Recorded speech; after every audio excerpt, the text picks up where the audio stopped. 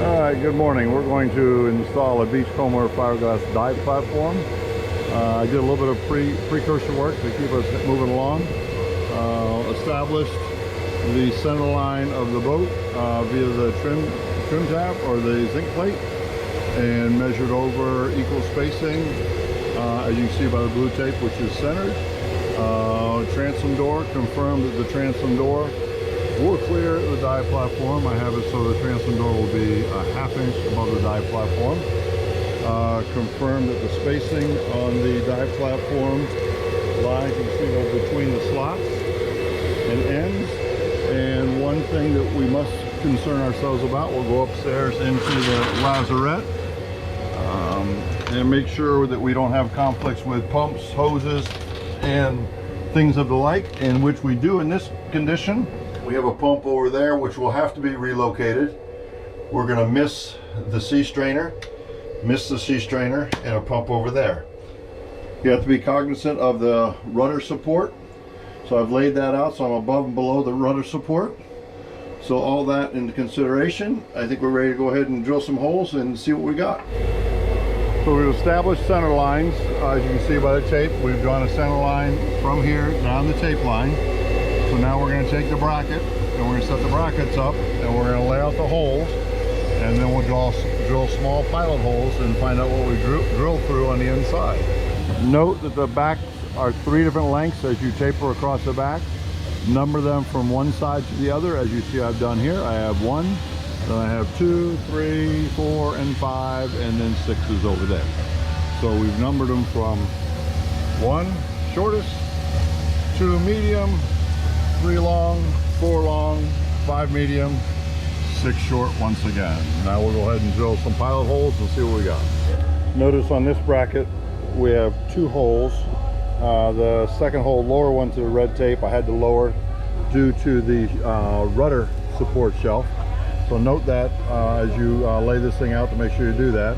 All holes are drilled, and you can see now I've exposed the gel coat, grinded down, and now I'm getting ready to just rinse off, and then we'll get the brackets on, 5200 them, through bolt them, and get the brackets mounted. So platform trial fit. Just put a few brackets on to make sure everything is where it's supposed to be. So we still have a couple off. One's on, through bolted through. See up top, everything's pretty well parallel with the water line. And the biggest issue with this boat was the transom door. As you can see, we had to modify the hinge so that the door, when it opens up and goes over the platform. Otherwise, as designed, it would have gone down. So you see the hinge is tapered, and 3/4 inch gap on the back side, room for scuppers. All looks good. We will finish up. Once brackets are all set dive platform on, and then lay out and drill a pilot hole such as this underneath, and then with a short pencil, because you don't have the fillers in, use a short pencil here, mark your holes all the way across, mark all your holes. And now we're going to take the platform off. We'll drill a hole straight through, and then I'll show you how to square out for the carriage bolts. We'll set it back on, drill through the shims, and through bolt it. We have chosen an under platform ladder, which I centered up. Brought the flush reveal out here. It'll pull out, drop down. It does have spacers that go underneath it, so these spacers will lift it up underneath. Once you drill and set the bolts, these will set underneath. Just one thing I did do is I take the carriage bolts and I all grip them. Even though they're 3/16 stainless, they do tend to rust, especially underneath the cap. So I prime them and paint them with all grip, and then I'll touch them up if I put them in, but at least through the platform they're all grip. That tends to stop them from rusting. Using a pencil Dremel tool similar to this, using this Dremel bit like this, we try to take our round holes and then make them square, so the carriage bolts will have something to lock in. Sometimes you got to tap them with a hammer a little bit, but this way it locks them in, and then you can tighten them up without putting pliers on them. Now that we've pre-drilled our holes, all lined up. We now take and line up the piece of PVC shim board up on top, and we take it, we've already squared our holes up, so now we just take one and we drill straight through it.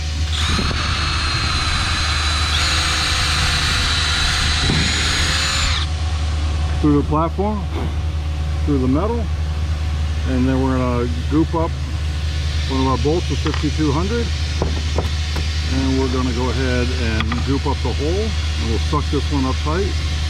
A good glob there, and then with the 5200, try to hold this here so we can see it. We're going to take this, and I tend to run it up and down the threads a good bit, so it's just not seated.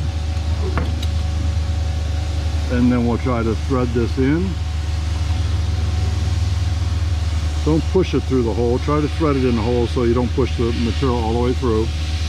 So thread it in as far as you can, and then get it down. Once you get it down a good ways, kind of line the square up to what you think you cut your square to be. I use a little nylon hammer and drive it down through. Get it seated, reach underneath, get a nut on it, and then tighten it up, draw it down, and clean it up. So now we're drawing this up. You see a whole bunch of excess 5200. We'll just wipe that off, smear it on a piece of cardboard next to you, clean that up, scoop it up, a rag with some lacquer thinner, clean it up. Good to go. Be careful not to over tighten so you dent the fiberglass, but see, with the square holes it tightens up nice and flush. You've already primed it once with some all grips, and I can come back and touch it up afterwards. It should not do that. Repeat that process and we'll be good to go. We'll come back and install the ladder in a minute. There we go, finished platform, finished project. Nice, clean, all done. Everything done. Ladder's good.